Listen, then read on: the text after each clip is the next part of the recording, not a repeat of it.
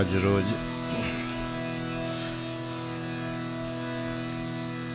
અધિક જેઠ સુદ પૂનમ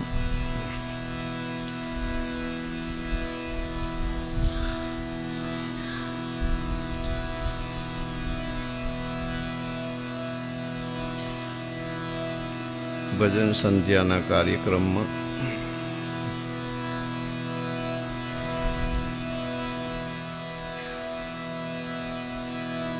આપણે સૌ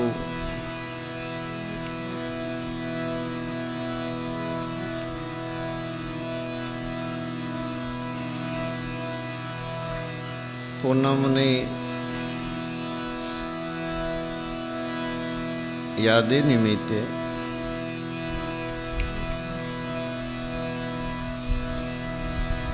જે પરંપરા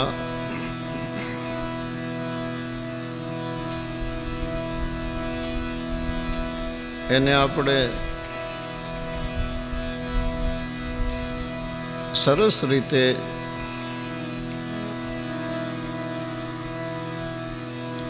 ઉજવી અને માણી રહ્યા છીએ, ત્યારે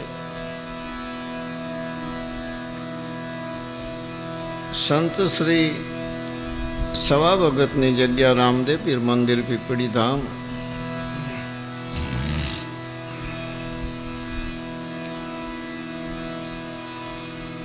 ભોજનશાળાની અંદર અધિક જેઠ સુદ પૂનમ નિમિત્ત સેવા આપનાર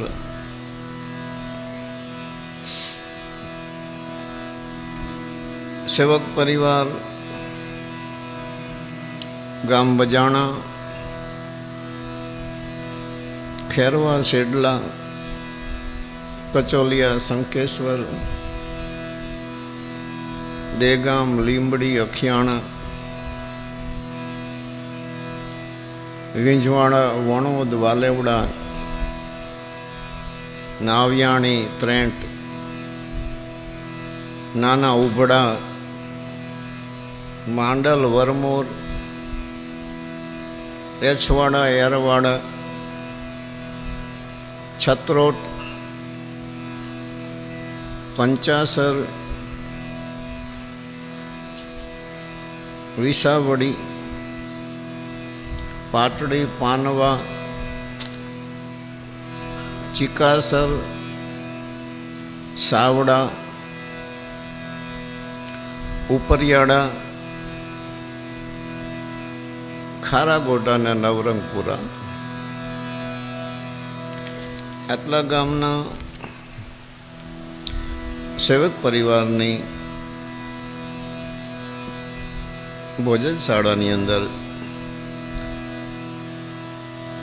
24 કલાકની સેવા હતી. એમને વિશેષ કરી ખૂબ ખૂબ ધન્યવાદ.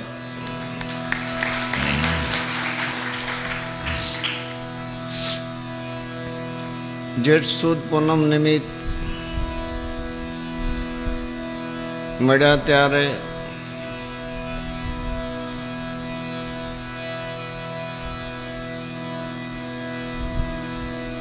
ચિત્તને એક ભૂમિકા ઉપર લાવી ધર્મને, ધર્મ સંસ્કારને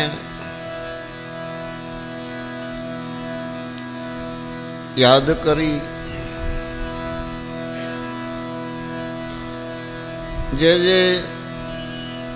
આપણી ફરજ, વિશેષ કરી આપણા ઈષ્ટદેવ સદગુરુ રામદેવજી મહારાજ, યા શક્તિ,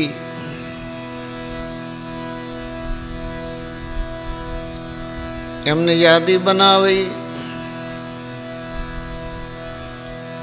પૂનમ નિમિત્ત આપ સૌ મળી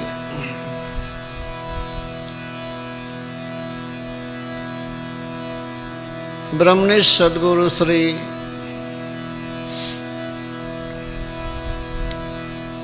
સવારામ બાપાના ચરણોમાં જેઠ સુદ અધિક પૂનમ, અધિક જેઠ સુદ પૂનમ, સવારામ બાપાએ સંપૂર્ણ ગુરુ ભેદ બક્ષિસ કર્યો. એ દિવસ જેઠ સુદ પૂનમ હતો.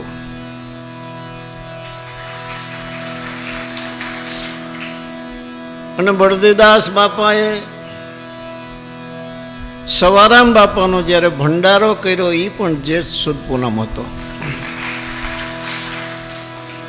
તો બ્રહ્મનિષ્ઠ સદગુરુ શ્રી સવારામ બાપાના ચરણે આપણે કોટી કોટી પ્રણામ કરીએ. આપણા ઈષ્ટદેવ અલગધણી શ્રી રામદેવ પીર બાપાના ચરણોમાં કોટી કોટી સાષ્ટાંગ દંડવત પ્રણામ. સદગુરુ શ્રી બળદેવદાસ મહારાજ એમના શ્રી ચરણોમાં કોટી કોટી પ્રણામ કરી ગુરુ મહારાજના ચરણે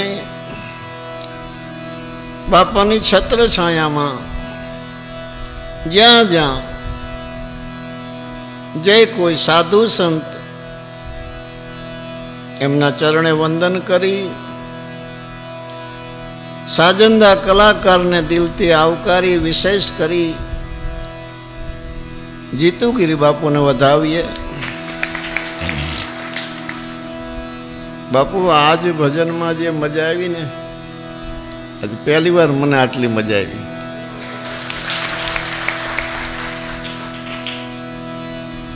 ભૂપેન્દ્ર મહારાજે ગાયું, તમે ગાયું, બધા કલાકાર 4 કાઢી કે 5 કાઢીના કલાકાર, 5 કાઢીના કલાકાર. આપણે તો ન આંબી એકી, પણ આજ મજા બહુ આવી ભજનની.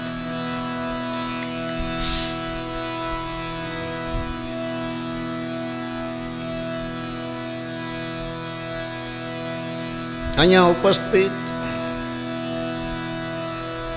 જે કોઈ સેવક પરિવાર, અન્ય જે કોઈ ધર્મ ભાવના લઈ આ પરિસરમાં આવ્યા હોય, દરેકને હૃદયથી ખૂબ ખૂબ અભિનંદન, ધન્યવાદ. જય સિયારામ.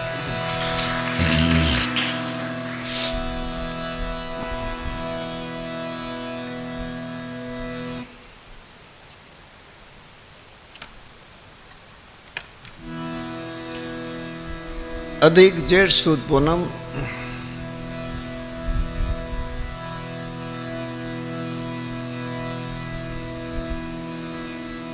એવા પુરાણ પુરુષો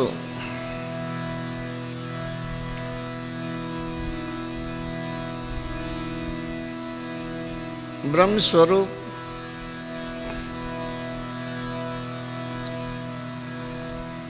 અને મૂળ મુક્તિના દાતાર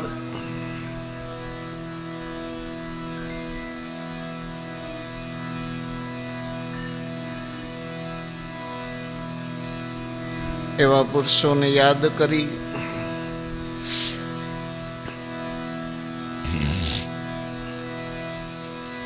આજ દિન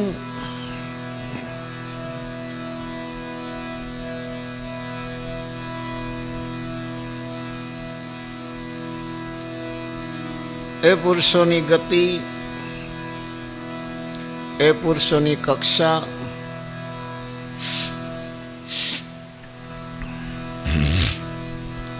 પોતે ગમે તે કક્ષાએ હોય તો પણ શિષ્યની કક્ષાએ રહી એ સમયે વર્તમાનમાં જે ભાવ વ્યક્ત કર્યો છે, બહુ મોટી વાત કહેવાય. જીવનમાં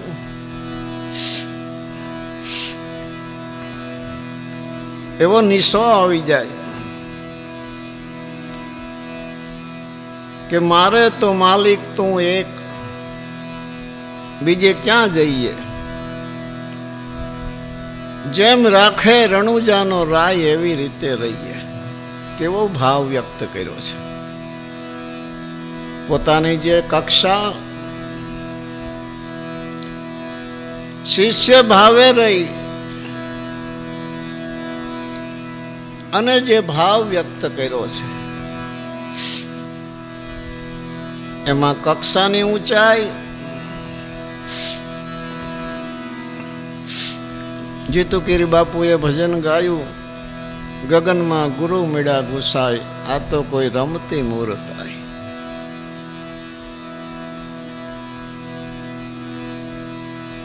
આવા જ્યારે શબ્દો મગજની અંદર આવે છે ખબર નહીં. આ કોઈ ખાવા પીવાની જોવાની તો વસ્તુ નથી, કેવલ સાંભળવાની છે. છતાંય શબ્દની ધૂન પૂરા વિશ્વની અંદર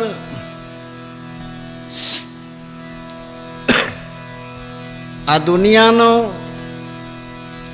સામાજિક જગતનો, પૂરા વિશ્વનો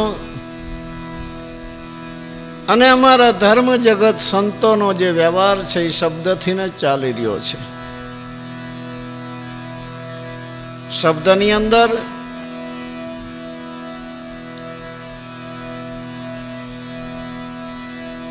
અનુભવનું જો ઘર હોય તો જ શબ્દ નિશો આપે છે, આનંદ આપે છે.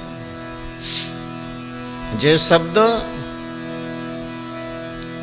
જે ભાષા આપણે સમજતા નથી એ શબ્દ આપણને આનંદ નથી આપતો.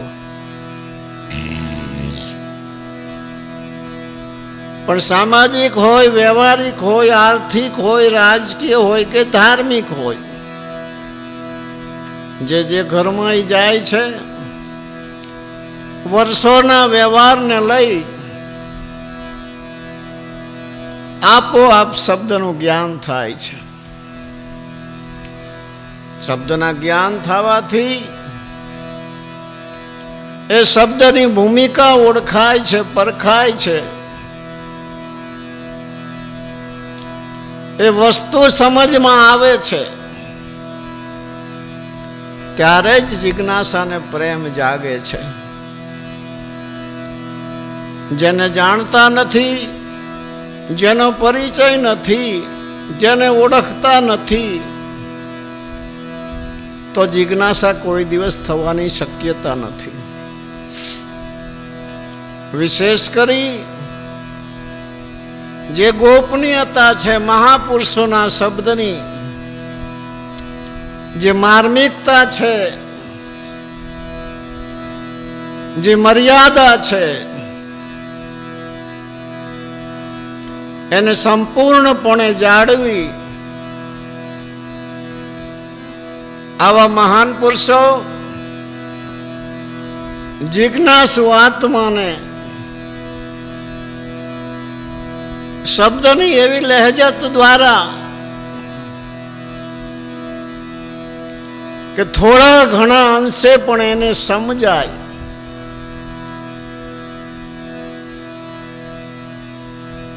એવી રીતથી ઘડતર આપી, કેવળ શબ્દથી નહીં, મહાપુરુષોના જીવનના વર્તનથી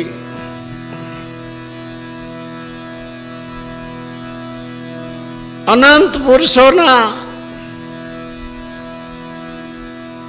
દાખલા અને દ્રષ્ટાંતના પ્રમાણથી જીવને નિશ્ચયપણું થાય છે. સ્વયંવાતની ભૂમિકા માનવ જગતમાં ઉપજતી નથી, ઠેરાતી નથી. મોટા પુરુષોના દાખલા દેવી નામથી એમના પ્રમાણથી, એમના પરચાથી, એમની રીતથી, એમના પરોપકારથી, એમના પુરુષાર્થથી, એમના પરમારથથી અને એમના જીવનથી આપણે આપણા જીવનમાં બહુ આનંદ અને ફાયલા ફૂલા ફરીએ છીએ. શું કામ? આપણે એવું માનીએ છીએ આપણે બરાબર છીએ, આપણે સમજી શકીએ છીએ, આપણે ડાયા છીએ, આપણે કંઈક કરી શકીએ છીએ. અને હરેકની પાસે કંઈક ને કંઈક એવી નાની મોટી આવડત કો, ગતિ કો, કક્ષા કો હોય જ છે. આપણી વાત આ જગતમાં જો કોઈ નહીં સાંભળે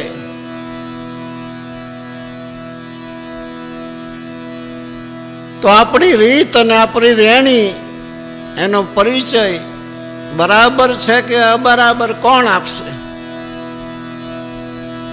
માટે એને યાદ રાખી મોટા પુરુષોના દાખલા દ્રષ્ટાંતથી, એમના જીવનથી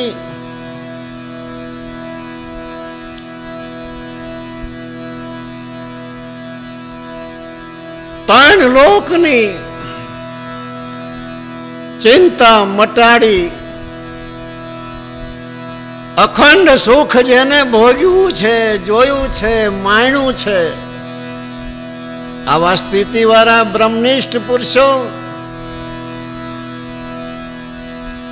પોતાનું સુખ મૂકી, પોતાની મસ્તીને આનંદ મૂકી આપણી સાથે આખી જિંદગી આપણું ઘડતર કરે છે. સામાજિક જગત પોતાના બાલ બચ્ચા, કુટુંબ, સ્ત્રી માટે, સગાવાલા માટે એનું પણ ઘડતરી કરે છે. શેના માટે? કુટુંબની સફળતા માટે, ભવિષ્યની સફળતા માટે, રક્ષાના માટે, આર્થિક ઉપાર્જનના માટે. વડીલ પોતાના જીવનનું સુખ મૂકી આખી જિંદગી કુટુંબની ચિંતા કરે છે. રાત્રે સુવે તો પણ ચિંતામાં હુવે છે. એ પરિવારને ખબર નથી પડતી.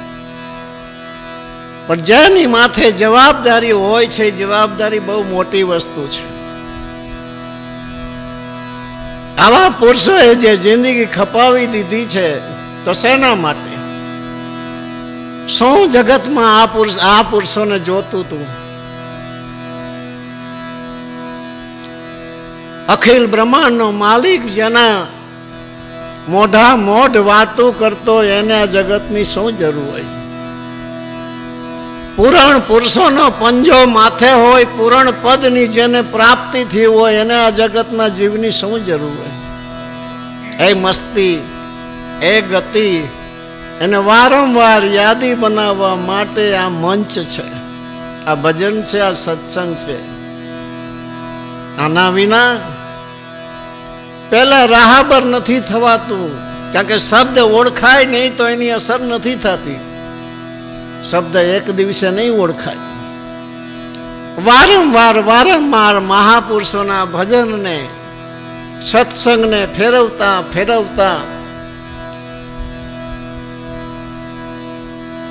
એક ગતિ, એક શબ્દ બંધ પડ્યો છે, તાળામાં પડ્યો છે. બીજા મહાપુરુષોની વાણી સાંભળો, એની અંદર ચાવી હોય છે. તમે જો યાદ રાખો તો એ તાળાને સીધી ચાવી લગાડો તો આપોઆપ અંજવાળું થાય છે. શબ્દની આવી તાકાત છે. શબ્દને પોતે જો જાણતા હોય તો, જેને શબ્દની ગમ નથી એને કોઈ દી આ સૃષ્ટિમાં કોઈ શબ્દની અસર નથી થઈ. જેવી રીતે પ્રાણીઓ હોય તો ભલે, માનવ જગત હોય તો ભલે, આપણે ગુજરાતી છીએ, ઇંગ્લિશમાં કોઈ સત્સંગ કરે તો આપણને નિશો નહીં આવે, કારણ કે શબ્દની એવી અસર નથી. આ વાચ્ય શબ્દ છે, પ્રથમ ભૂમિકા છે. જીવને ક્યાં લઈ જવાનો છે, શું એનું બંધન છે, શું એની મુક્તિ છે, શું એનું ઘર છે, શું એનું સ્વરૂપ છે, શું કામ આવ્યો છે, શું કરી રહ્યો છે, એની ભૂમિકા શબ્દ જ બાંધી શકે છે. શબ્દ જ નિર્ણયમાં આપોઆપ આપે છે કે આપણે ક્યાં ઊભા છીએ, આપણી પાસે શું છે, આપણે શું કરી રહ્યા છીએ. આ બહારના દેખાવની વાત નથી.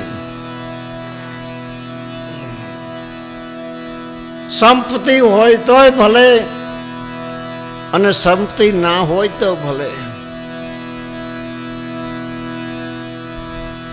ગમે તે પ્રકારની કક્ષામાં જીવ હોય તો પણ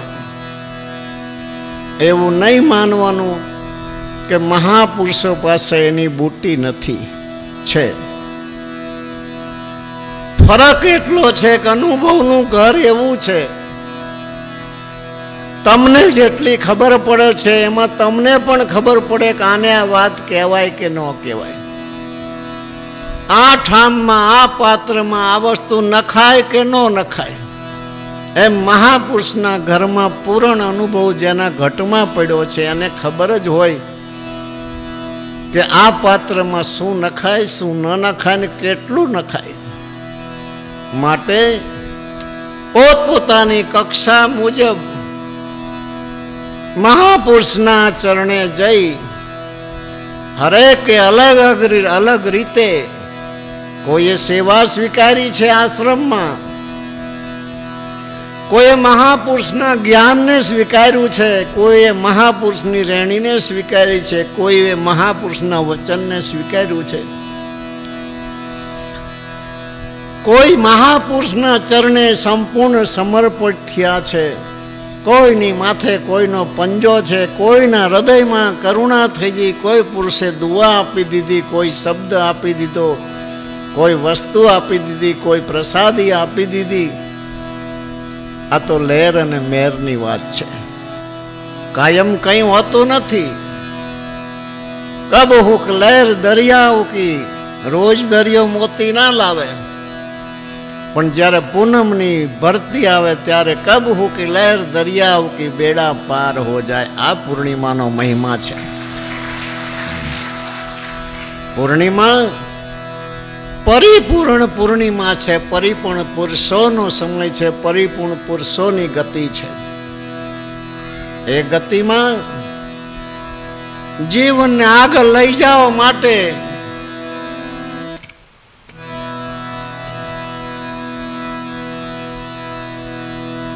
કોઈના કોઈ લક્ષ્ય તો ધ્યાનમાં લેવો જ પડશે. સિદ્ધાંતવાદી જ્યાં સુધી નહીં બનીએ ત્યાં સુધી આ જગતમાં, આ મેળામાં અનંત પ્રકારનો માલ છે અને બધોય માલ જેને જેને ચાખ્યો છે, જોયો છે, એની ગમ્યો છે. પણ એનો મતલબ એવો તો નથી થતો કે બધુંય બરાબર છે, અને નથી બરાબર એવું પણ મતલબ નથી થતો. એના માટે જીવનમાં મહાપુરુષોએ લખેલા જે સદગ્રંથો છે, ચાહે ગદ્ય રૂપમાં હોય ચાહે પદ્ય રૂપમાં હોય, એનો આધાર લઈ અને જીવનને મજબૂત કરવું પડે છે.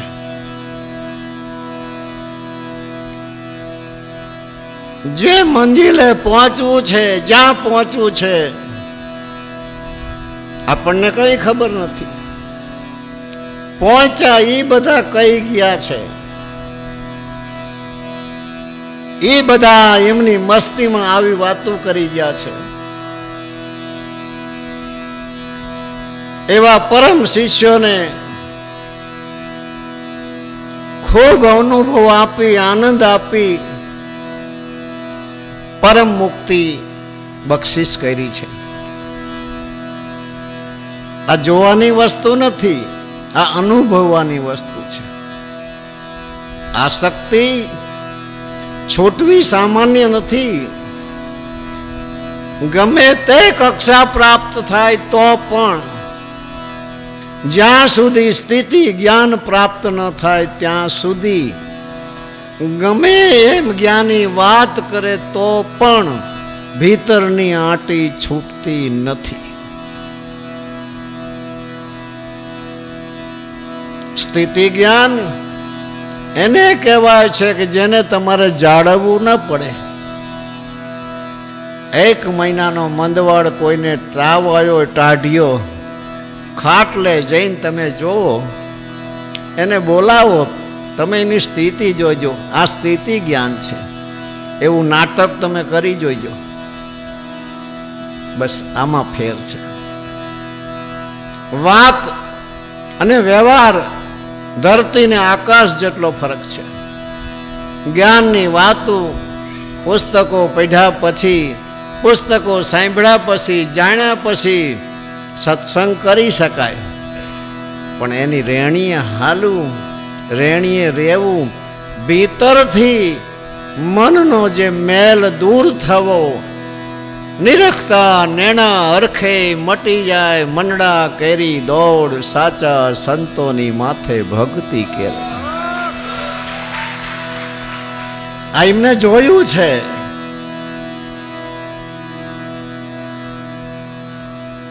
કે જગતની અંદર જે કંઈ ભક્તો, સંતો, મહાપુરુષો, અધિકાર આત્મજ્ઞાનનો સ્ત્રીને પણ છે, પુરુષને પણ છે,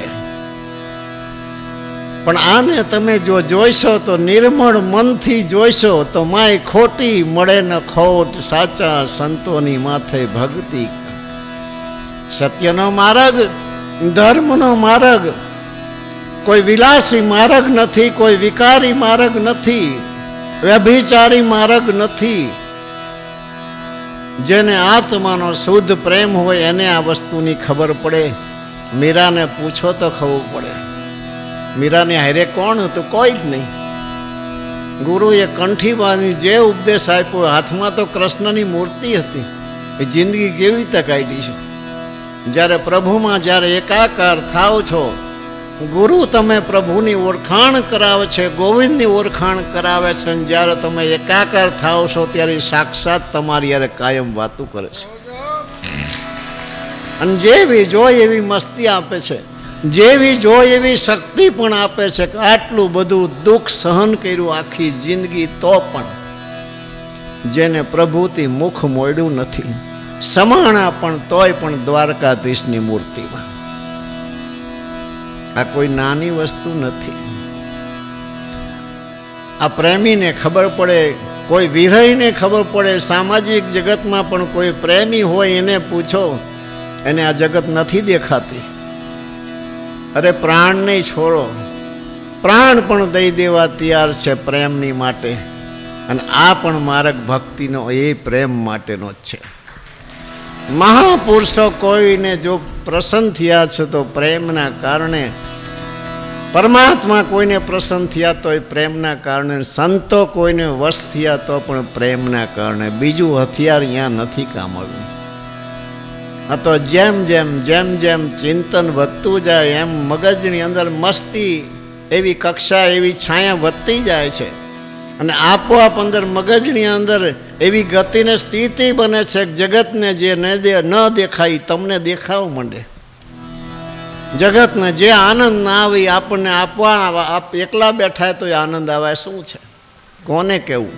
કોઈ કોઈને કહેવા જ્યા જ નથી, અને કહેવાથી કોઈ માયના પણ નથી. હા, એક રીત છે એમની પાસે, કારણ કે એ પરમાત્માનું પ્રગટ સ્વરૂપ છે. ઘણી ઘુમાવી, ઘણી ઘા જોઈને મારી, જ્યારે જ્યારે સામે આવતો તું, 20 વર્ષથી તું સભામાં આવતો, 60 વર્ષ સુધી મેં તને જોયો છે. બધાને હું સત્સંગ કરતો હતો, પણ તને ધ્યાનમાં રાખીને કહેતો હતો, મારે બીજાને કંઈ કહેવાનું નહોતું. ઘણી ગુમાવી, ઘણી ઘા જોઈને મારી. જેવો જેવો સમય આવ્યો, તને તકલીફ પડી, તને મદદ કરી, સમજી બૂઝીને મહાપુરુષના દાખલાથી તને મેં એવા શબ્દના બાણ પણ ઉપયોગ કર્યા. ઘણી ગુમાવી, ઘણી ઘા જોઈને મારી, છતાંય કરતા પણાની કડાના વિચારી. શું કામ? ગુરુના ચરણે આશ્રિત ન થયો. સત્સંગમાં આવે, ભજનમાં આવે, તાલી પાડે, ભક્તિવાન કહેવાય, માળા ફેરવે, તિલક કરે, પણ ગુરુનો ઉપદેશ લે નહીં તો કેવી રીતે ખબર પડે? અવળી આંટીમાં તે પરીખું નહીં નિહાળી. માયાની આંટી તો જુઓ કેવી અવળી છે. માયાની અવળી આંટી ન સમજાય તો મરણની ઘાટી. અચ્છાના છોતરા નીકળી ગયા છે. કોઈ સામાન્ય વસ્તુ નહીં, કેવી છે. સવારામ બાપા એમ કહે કે ખેડૂતના જે બળદ છે એના જેવી માયા છે. બોલો, માયા કંઈ કરતી નથી. તમારે હાંકવામાં દિશા તમે ભૂલી જાઓ, અવરા રસ્તે ગાડું જતું રહે, તેમાં માયા શું કરે? પ્રીતમ દાસની વાત જુઓ, માયાની સત્તા જુઓ. 6 ગુણ છે માયા માય, બળવંતી પણ દિશે નાય. દાનવ માનવને દેવતા, આધીન થઈ સૌ સેવતા. એક ભક્ત પાસે હારી રહી 6 માયા ગુણ છે. અનેક પ્રકારની માયા છે ભક્તોને. મહાપુરુષનો જેની માથે પંજો છે ને નડી નથી. રાજા હરિશ્ચંદ્રને જોઈ લો, નડી હોત તો પાસા નો વરી ગયા હોત, પગમાં છાલા પડી ગયા. અને જો નડી હોય તો પાસા વરી ગયા હોય ને, કારણ કે એ તો મખમલના ગાલીચામાં રહેવાવાળા હતા. નડી નહીં, ભૂખ તરસ લાગી પણ માયા નડી નહીં. ભૂખ અને તરસ એને ખેંચી ન શકી, કારણ કે સત્યની તાકાત આવી છે. વેચાણા, સતના કારણે વેચાણા. આ ત્રણેય વેચાણા તો પણ જો માયા નડી નહીં. અને છેલ્લે જ્યારે તલવાર ઉપાડી શિર છેદવા તોય માયા નડીની સત્યને જ ઉપર રાખ્યું. તેમાં સવારામ બાપાએ કીધું, નામ વાળાને નહીં નડે. કર્મનો સિદ્ધાંત છૂટતો નથી. સવારામ બાપા બે ધારી વાત ના કરી શકે. પરિપૂર્ણ કોઈ પણ આ સૃષ્ટિમાં પુરુષ થયા હોય, અનુભવ એક જ છે, બે નથી. એમને લખ્યું છે, રચના રામ કી દેખો અંતે રહે ની એકો, જાવે સકલ હી મંડાણ તારા સહિત ચંદા ભાણ. એની અંદર નીચે લખ્યું છે,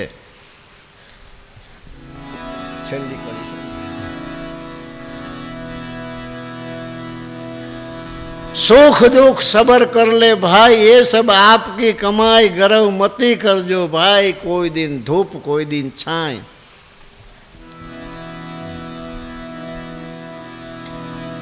કર જોડી કહે કંગાલ, સવો સદગુરુનો બાળ. સુખ દુઃખ છે લાલ સરવને બધાયને, એ સબ કર્મને આધાર. બે વાત નથી, પણ હરિશ્ચંદ્રને માયા નડી નથી. શું કામ? બીજું સવારામ બાપાએ એમ કેમ કીધું કે સુખ દુઃખ આવે વાલાની ઈચ્છા વડે. શું કામ કીધું? સુખ દુઃખ વાલાની ઈચ્છા વડે નથી આવતું, કર્મના હિસાબે જ આવે છે. તો આવું કેમ લખ્યું? એનું કારણ છે કે હરિશ્ચંદ્ર રાજાનું કર્મનું દુઃખ નહોતું, ઉપરથી ફરમાન હતું ને પરીક્ષા માટે આવ્યા હતા.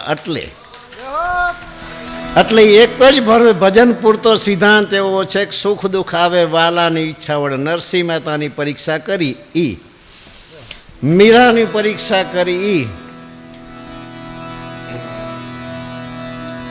ઉકળતી તેલમાં સુધનવાની પરીક્ષા કરી ઈ. કારણ કે પરમાત્મા તરફથી જે મુસીબત આવી એ કર્મની નથી ગણાતી.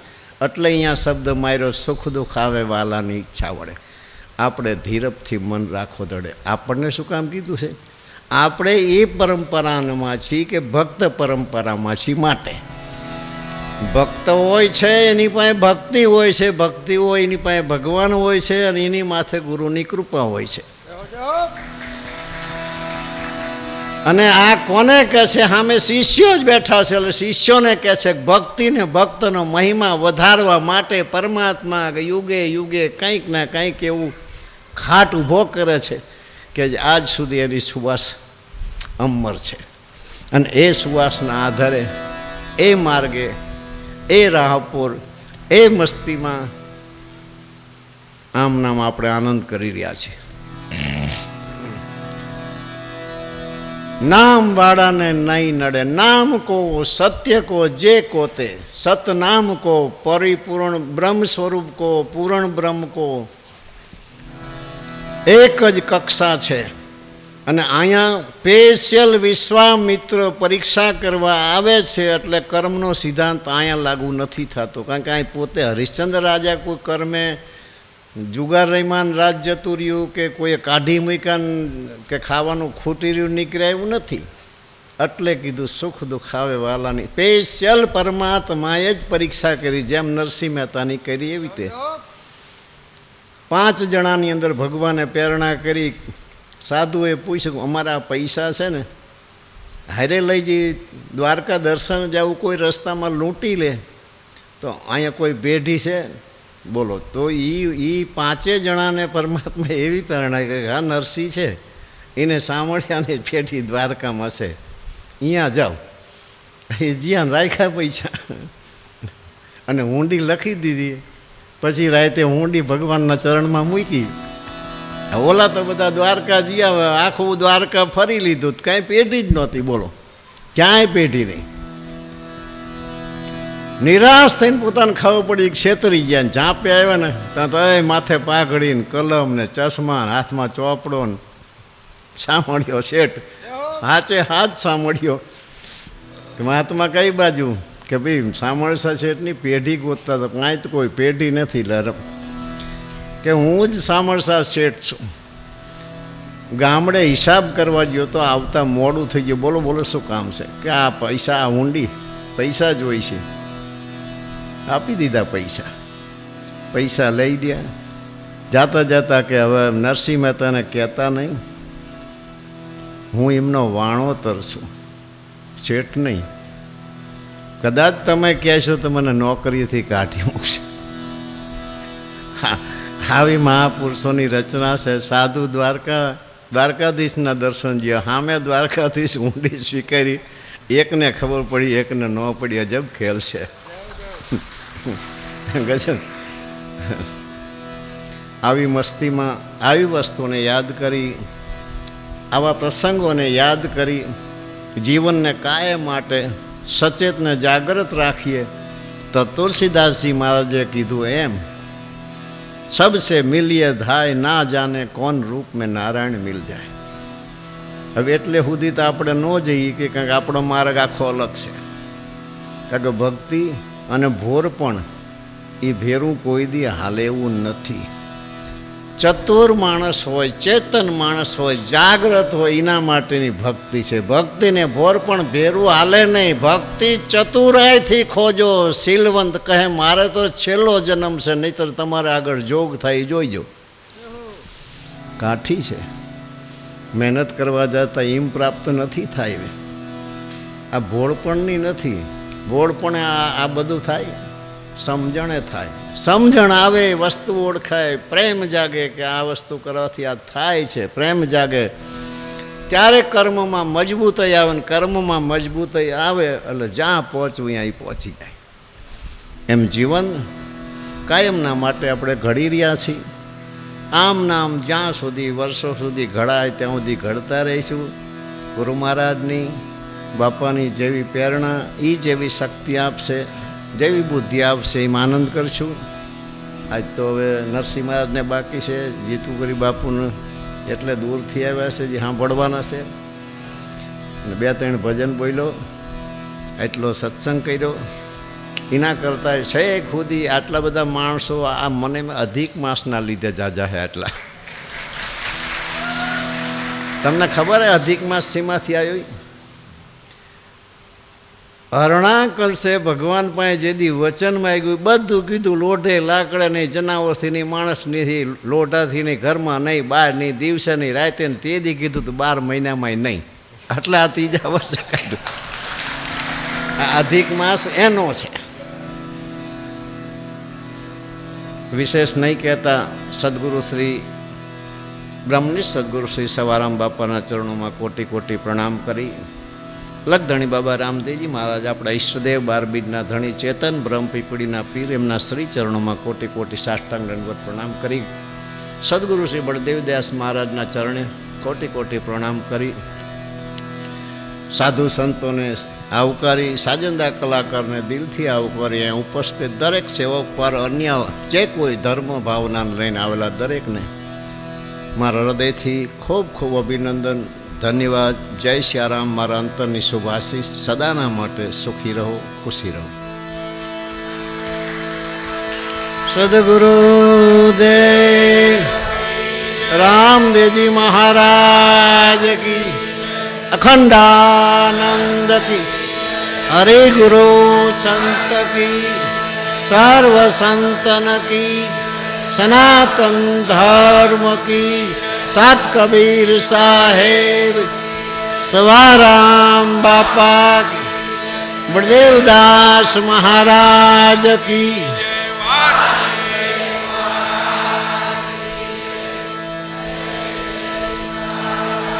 નમઃ પાર્વતી પતે હર હર મહાદેવ